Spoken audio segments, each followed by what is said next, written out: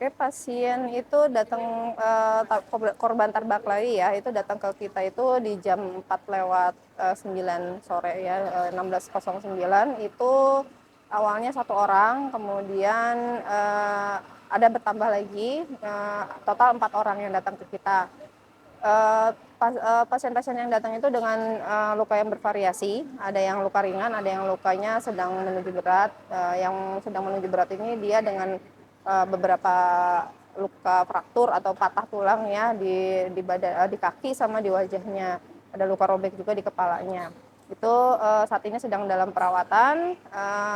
Kita tata laksana untuk traumanya. Jadi masih dalam proses untuk perawatannya. Kemudian kalau untuk 3 korban yang lain itu sudah kita pulangkan kemarin sore karena kondisi lukanya cenderung baik, ringan, kondisinya juga ringan, akhirnya kita pulangkan dengan obat-obatan untuk di rumah. Berarti saat ini hanya satu pasien ya? Ya, hanya satu pasien. Ya, ya betul. Tersisa satu pasien, inisialnya DS gitu.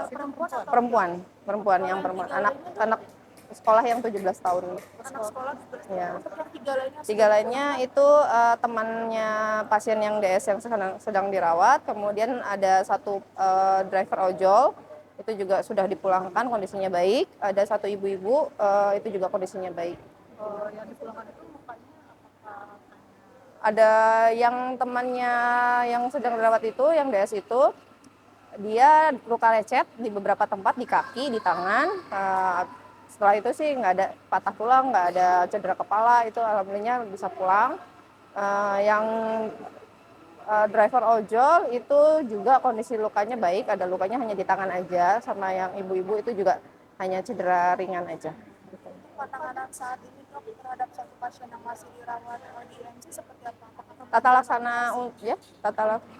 laksananya untuk tata laksana trauma aja seperti yang kita biasa lakukan. Karena dia ada beberapa patah tulang, ya berarti kita konsulkan untuk ke dokter-dokter yang sesuai dengan bidangnya.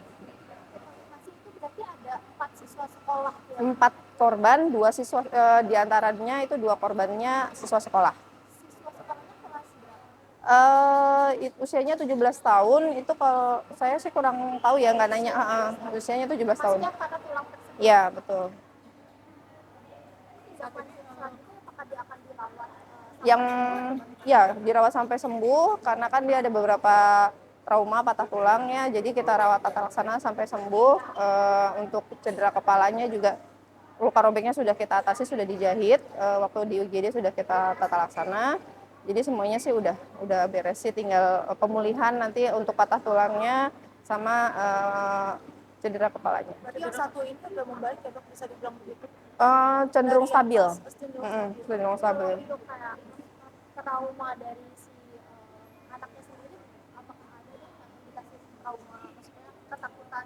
Mungkin lebih ke yang dianya karena nyeri, kemudian kaget gitu ya. Jadi itu untuk evaluasi trauma kan kita masih harus cari tahu lagi, karena kan ada pemeriksaan khusus yang pasca trauma ya gitu.